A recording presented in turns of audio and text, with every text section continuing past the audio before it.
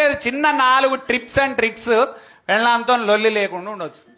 ఏమన్నా ఓకే అనాలి. ఆమె చీరల షాప్ కోంగని అంటది, ఏ చీర కొనమంటావు?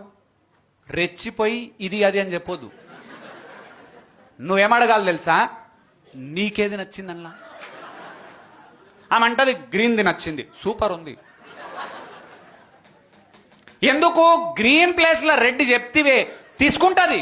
ఇంటికి వచ్చి కట్టుకున్నాక నువ్వు చెప్పినవు తీసుకున్నా, నువ్వు చెప్పినవు తీసుకున్నా, నువ్వు అది జినిగిపోయేదాకా నేను చెప్తుంది ఇక